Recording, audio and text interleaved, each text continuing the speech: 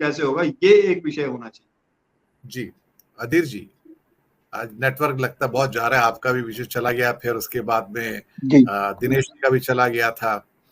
चलिए, लेकिन विपक्ष की लड़ाई आसान नहीं है सर। ये जो व्यक्ति 37%, 38, 39% वोट पर बैठा है, ये पहाड़ है सर 39% का। लोकसभा में 39% का मतलब स्वीप होता है, 350 सीटें मिलती है उसको सर, ये सच बात है।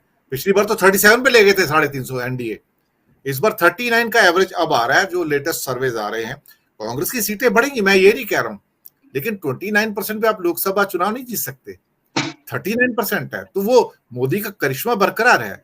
और फिर कुछ मैजिक और निकल गया, उनका हैट में से कुछ नया रैबिट आ गया तो स्टम्प कर देंगे सबको। आप क्या कहते हैं अधीर रोज साहब?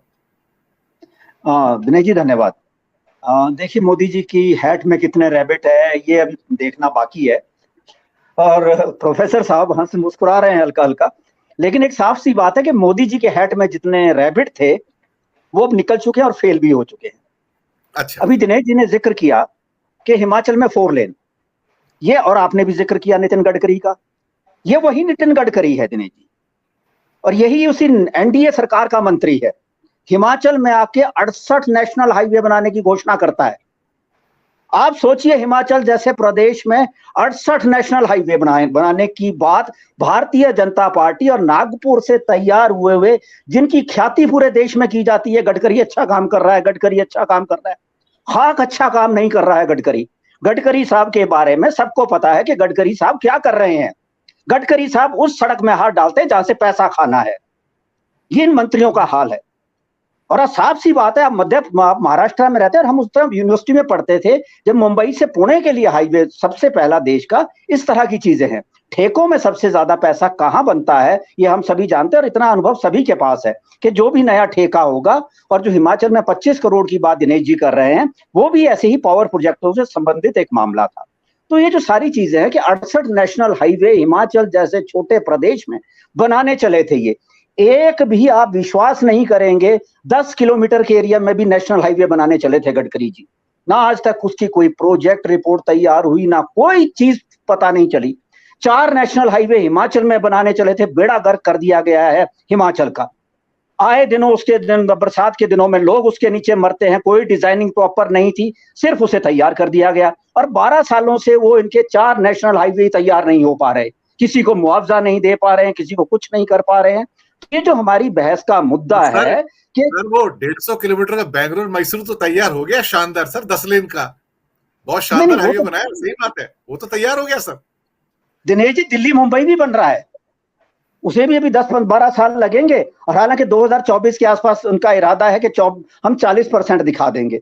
अब दिनेश जी ने जिक्र किया जेपी नड्डा और का, तो जेपी नड्डा हिमाचल के वो नेता है जो अपने गृह क्षेत्र के से अपने गृह जिले से चुनाव नहीं जीत पाते हैं। जेपी नड्डा को हिमाचल प्रदेश में भाजपा अपनी सुरक्षित सीट पे खड़ी कर दे, तब भी भारतीय जनता पार्टी गारंटी नहीं ले सकती कि जेपी नड्डा यहां से जीत जाएंगे। सर, अब आप देखिए, मैं एक चीज कहना चाहूंगा, जितनी भी हिली स्टेट्स है ना इंडिया की, हिमाचल हो, उत्तराखंड हो, सिक्किम है, अरुणाचल है, ये इन सबको ग्रांट्स मिलती है, इंक्लूडिंग लद्दाख और आपका J&K को भी। ये ग्रांट्स पे जिंदा है, सेंटर की ग्रांट्स पे जिंदा है, इनका अपना रेवेन्यू नहीं है। लेकिन जब ग्रांट्स ही बंद कर दी जाए सर, तो आप कहां ठहरते हैं? आपके पास पैसा नहीं होता है, तनख्वाह भी दे पाएंगे सर?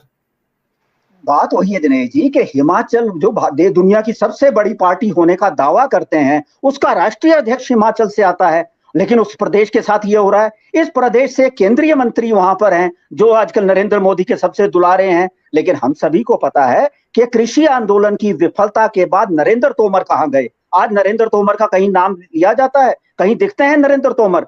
और इससे जो पहलवानों का आंदोलन है, जो मीडिया पिछले 3 दिन से ये कह रहा था कि पहलवानों ने आंदोलन वापस ले लिया, तो कल रात को 12:47 पर अनुराग ठाकुर को क्या जरूरत पड़ती है कि ट्वीट करना पड़ता है कि हम आंदोलन के लिए, अपनी बातचीत के लिए इन सभी को बुला रहे हैं।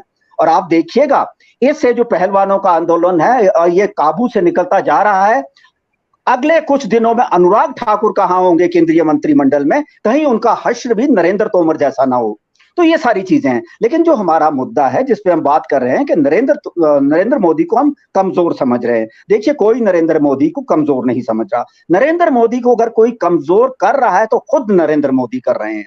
सबसे बड़ी बात यह है, पूरे देश ने पिछले 9 साल में नरेंद्र मोदी की एक के बाद एक विफलता इस देश ने देखी है। चलिए मान लेते हैं, जीएसटी नोटबंदी के बावजूद उन्होंने 2019 का चुनाव जीत लिया, लेकिन 2019 के बाद क्या ये देश भूल सकता है कि कोरोना के समय क्या क्या चीजें जो आज हमारे नए कानून मंत्री बनाए गए हैं, वो भाभी जी पापड़ से उपचार करवा रहे थे कोरोना का। ऐसे ऐसे नगीने इस केंद्रीय मंत्रिमंडल में नरेंद्र मोदी ने अपने साथ रखे हैं। हमारे विदेश मंत्री जो कहीं दिखते नहीं है, लेकिन उड़ीसा की रेल दुर्घटना पे कहते हैं कि जी पूरी दुनिया हमारे साथ इस वक्त खड़ी हो गई है। कहां से खड़ी हो गई भाई आपके साथ? वहां लोगों को अपनी डेड बॉडीज अपने परिजनों की नहीं मिल रही थी। हमारा रेल मंत्री वहां वंदे मातरम कर रहा है, नारे लगवा रहा है, वो जय घोष कर रहा है। इस सरकार का एक से एक विफलताएं जो है, जरूरत है। मैं एक चीज मानता हूं कि पिछले चुनाव में मैंने कल भी जिक्र किया था कि 190 सीटों में से जहां सीधा मुकाबला कांग्रेस और भारतीय जनता पार्टी का हुआ था, 175 सीटें जीती थी देश में, और बाकी 185 सीटें ऐसी थी जहां पर भारतीय जनता पार्टी या तो जीती थी या दूसरे नंबर पर रही थी, या उस कांग्रेस या दूसरे दलों से उसका मुकाबला था। तो उन 175 में से 127 सीटें भारतीय जनता पार्टी ने जीती। कुल मिलाकर इन सारी सीटों में मिलाकर 375 सीटें ऐसी बनती हैं, और उन 375 में से 304 सीटें भारतीय जनता पार्टी ने जीती। इन परिस्थितियों को देखते हुए, लेकिन वो माहौल अलग था।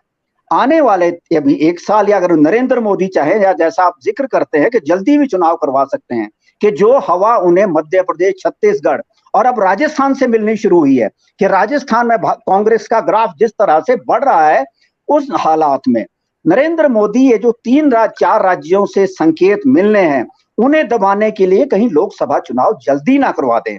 लेकिन उसके लिए रोल साहब एक चीज कहना चाहूंगा, मैं आपकी बात से पूर्णतः सहमत हूं। हो क्या गया है कि why Narendra Modi is getting advantage, या उनको लाभ क्यों हो रहा है? मैं आज उनको फेवर नहीं कर रहा हूं, मैं कौन सी बात कर रहा हूं, मैं ब्लैक एंड व्हाइट में पिक्चर को देखने की कोशिश कर रहा हूं। दुनिया में जो तबाही मची हुई है सारे देशों की, जो इकोनॉमी के अंदर जिस ढंग से बर्बादी देखने को मिल रही है, जर्मनी में, फ्रांस में, ब्रिटेन में, अमेरिका में, कनाडा में, ऑस्ट्रेलिया में, जो बड़ी इकोनॉमीज हैं, इवन जापान के अंदर जो स्ट्रेस है इस टाइम वो बहुत ज्यादा है। वो 1-1.5% की जीडीपी ग्रोथ को तरस रहे हैं। मैं आपको बताऊं, माइनस में जा रहे हैं। इन्फ्लेशन वहां पे 10-10%, 12-12% है यूरोप के अंदर, अमेरिका के अंदर। अब हो क्या रहा कि ये इकोनॉमीज का जो डिवास्टेशन है पूरी दुनिया में इतना ज्यादा है, तो हमारा क्या होता है ना कि हम उस माहौल के अंदर 6-7% की ग्रोथ पे भी क्या होता है ना कि एक अंधों में काना राजा, हालांकि बोलना अच्छा नहीं लगता, हमारी वो परिस्थिति हो जाती है। तो वहां पे दुनिया को इंडिया एक मोस्ट स्टेबल और शाइनिंग स्पॉट नजर आता है। उस बात का फायदा मोदी को मिल रहा है, जहां चारों तरफ डिवास्टेशन है लेकिन आप स्टेबल है फिर भी, तो उसका फायदा इनको मिलने जा रहा है। सर अदील साहब, दिनेश जी, वहां पर लेकिन 6% की जीडीपी जो है, that is below average, that is not treated as a good अभी तो खैर 7.2 आई है, खैर अभी तो जो नई आई है। जी अधीर जी, अपनी बात पूरी कीजिए। उसमें एक चीज जो है, हमारी जीडीपी में जब भी देश पे बुरा वक्त आया, चाहे वो 2008 का रिसेशन था या अपना ये जो महामारी के समय, इस देश का किसान बहुत मजबूत है।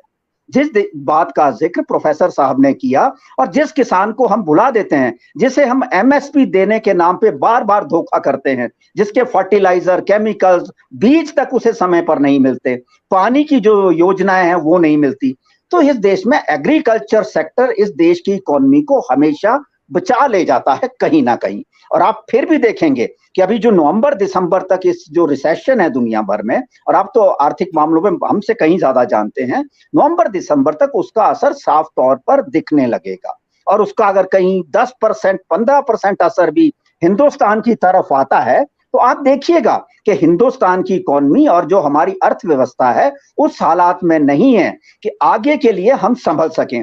उस समय, जिस समय दिनेश भाई ने जिक्र किया मनमोहन सिंह का, तो उस समय मार्केट में काफी चीजें ऐसी थी, कहा जाता है ब्लैक मनी, हम भी मानते हैं बुरा है, लेकिन ब्लैक मनी कहीं ना कहीं मार्केट को ड्राइव करती है, तो वो ब्लैक मनी थी। लेकिन अब तो सीधी सी बात है कि ब्लैक मनी अगर है तो वो सामने नहीं आती है। मोदी जी ने कहा था, और वो हमारे हरिद्वार वाले बाबा जी हैं, उन्होंने भी कहा था कि सबके 15-15 लाख सबको मिल जाएंगे, सारी काला धन वापस आ जाएगा। लेकिन जो हमारे जितना भी ये सारी चुनौतियां हैं, और लेकिन पिछले 3-4 बरस में जो इस देश के सामने हुआ है, और जो सारे संकेत सारी जगहों से सामने आ रहे हैं, जो संदेश सामने आ रहा है, और उस संदेश को मोदी जी सुन रहे हैं, वो समझ रहे हैं। और आप सही कहते हैं कि मोदी जी हर चीज को देख परख लेते हैं, समझ लेते हैं उन संकेतों को। लेकिन आने वाले समय के लिए जो संकेत मोदी जी के सामने आ रहे हैं, वो कहीं भी शुभ संकेत मोदी जी के लिए नहीं है।